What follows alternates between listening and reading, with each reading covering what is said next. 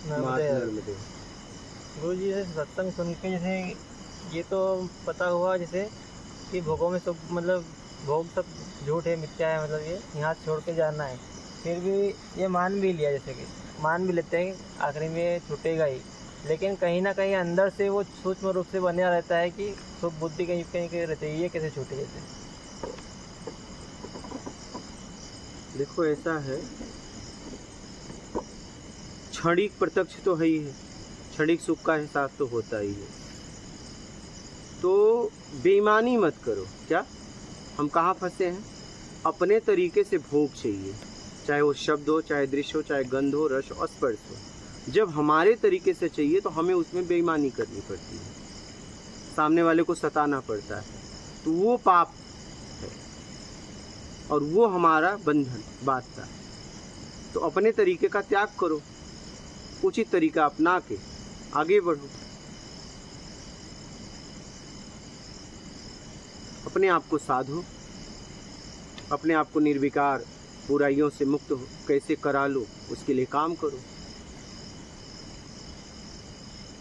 भोग देखिए, हम बंधन कहाँ है? ऐसा नहीं कि ये तो हमारी काम, क्रोध, मद, लोभ, मोह, ठीक है, ये अगर संसार में हम हैं तो हो ही जाता है, लेकिन बंधन कहाँ है? अपने तरीके से चाहिए, उसमें तकलीफ है। ईमानदारी मुक्ति है, बेईमानी बंधन। बेईमानी करके हम फंस गए, उपयोग करने में नहीं फंसे, दुरुपयोग में फंस गए। तो दुरुपयोग मत करो, कोई बंधन नहीं। दुरुपयोग नहीं करोगे तो बंधन ही नहीं। आपने किसी का सामान लिया और उपयोग करने के लिए जैसा था वैसा दे दिया तो कोई बंधन है, लेकिन आपने उसे तोड़ के दिया तो बंधन तो है ही ना। कहेगा भाई बनवा के दो। क्या? हमने आपको उपयोग के लिए दिया था और आपने इसे तोड़ के दिया, तो एक काम करो, बनवा के दो, तो बंधन तो है ही है। तो बेईमानी मत करो, अपने तरीके से इच्छा का त्याग कर दो, उचित तरीके से जीवन जियो।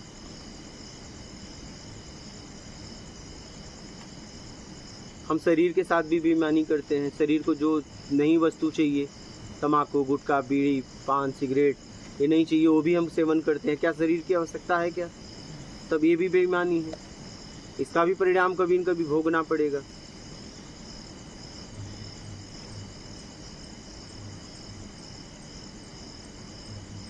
समझ रहे हो?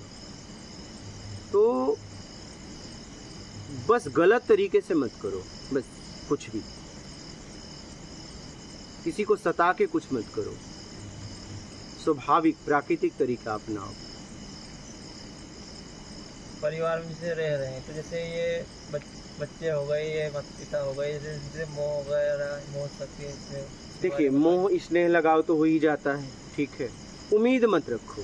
क्या? हाँ, उम्मीद नहीं रखोगे तो बंधन नहीं होगा। अगर आपने उम्मीद रख ली अपने तरीके से, तब बंधन होगा। करेंगे तो ठीक लगेगा, आपको अच्छा लगेगा, नहीं करेंगे तो बुरा लगेगा।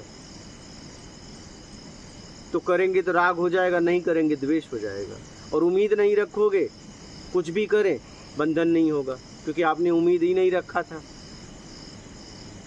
तो उम्मीद मत रखो, ना अच्छे का ना बुरे का। उम्मीद दुख का कारण है। उम्मीद से अपने आप को मुक्त करा लो। बस काम करना है मुझे, क्या मुझे काम करते हुए निकलना है, उम्मीद नहीं रखना है।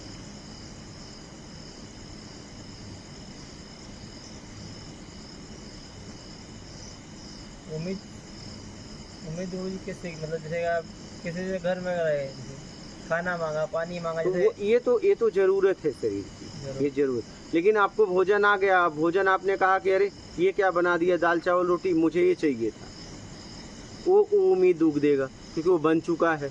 आपको पहले से बोलना चाहिए था, और घर में है कि नहीं वो समझ के बोलना चाहिए था। पता चला वो आप मांग कर रहे हो जबरदस्ती, जो देने की क्षमता ही नहीं है और आपके पास है नहीं, और आप उम्मीद अपने पिताजी से रख लिए हो और उनकी क्षमता है नहीं, तो परिवार में कलह होगा। कलह होगा तो दिक्कतें आएगी। ये तो आपको भोजन चाहिए, कपड़ा चाहिए, मकान चाहिए, ये सब तो आपकी ज़रूरत है, अपने तरीके से चाहिए, ये उम्मीद है। बच्चे हैं, आपने सेवा की उम्मीद रख ली कि मेरी खूब सेवा करेंगे, नहीं करेंगे दुख होगा। ये उम्मीद है। उम्मीद ऐसा मत रखो।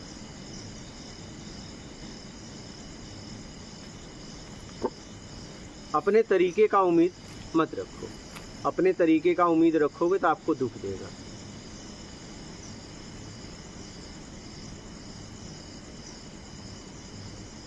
समझ रहे हो? अपने तरीके का उम्मीद मत रखो। जैसे लोग बोलते हैं पाप का पलड़ा भारी रहता है और पुण्य का पलड़ा भी रहता है, तो जैसे इसमें भी कोई मेंटेनेंस रहता है कि जैसे भाई कुछ अपन पुण्य के काम कर रहे हैं और एक तरीके से पाप भी अपने हाथों हो रहा है, तो वो कई माइनस प्लस नहीं होता है। हाँ, माइनस प्लस। पाप का भोगना पड़ेगा, पुण्य का भोगना पड़ेगा। और पाप पुण्य से निकलना है तो परोपकार में लग जाओ। क्या? मुक्ति से मोक्ष तक जाओगे। पुण्य रहेगा तो भी यहीं रहोगे, पाप रहेगा तो भी यहीं रहोगे। फिर राजू के दो पड़े हैं, नीचे वाला कांटा ऊपर वाले से तभी मिलेगा जब दोनों पे कुछ नहीं रहेगा, लेन देन खत्म। और दोनों पे एक पे भी है तो घूमता रहेगा, कभी इधर कभी इधर, बस ये मिल नहीं पाएगा। मिलना तो तभी होगा जब पाप पुण्य पूरी तरह खत्म हो जाएगा, और उसके लिए है सत्कर्म। तो कहीं ना कहीं हमें पुण्य से बचना चाहिए। पुण्य करो, बचोगे कैसे? पुण्य कर दो, लेकिन अगर उस पुण्य से कुछ आ रहा है तो परोपकार में लगाओ ना। पुण्य भी करो और परोपकार भी करो, बस किसी को सताओ मत। नहीं तो क्या, जैसे पुण्य भी रहा तो हम वापस आना पड़ेगा। अगर पुण्य का बदला पुण्य मिलेगा तो उसको परोपकार में लगाओ ना, और ज्यादा परोपकार में लग जाओ। पहले एक को भोजन करा रहे थे, दो को कराओ। क्या? भाव भी छूटने का रहा है। हाँ, और लोगों की सेवा करो ना। पहले एक को कपड़ा बांटते थे, अब कईयों को बांटो। पुण्य से अगर बढ़ गया, आपने पुण्य किया और उसका परिणाम रिटर्न वो ज़्यादा आया, तो एक काम करो ना, ज़्यादा लोगों की सहायता करो ना। पहले एक का करते थे, अब दो का करो, दो का करते थे, तीन का करो, ऐसे बढ़ो। परोपकार में लगा दो। पुण्य भी करना है तो मत छोड़ो, हो जाने दो। पुण्य भी खराब तो नहीं है। पुण्य का परिणाम जो पुण्य आएगा तो उसका कई गुना परोपकार में लगा दो। उन जरूरतमंदों की सेवा करो, उनकी संख्या बढ़ा दो। समझ रहे हो?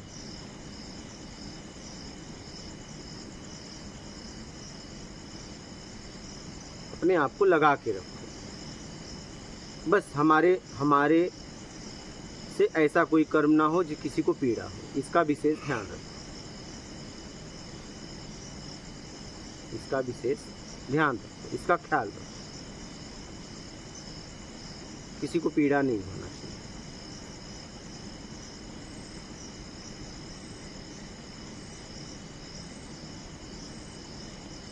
कोई भी, जहाँ तक हो सके बचना है और सहायता करनी है, सेवा में अपने आप को लगाना है।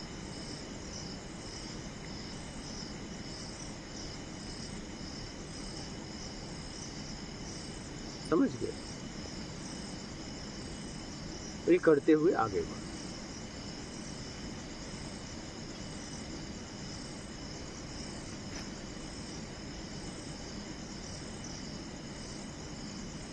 जितना हो सके सेवा में लगाओ, ज्यादा से ज्यादा।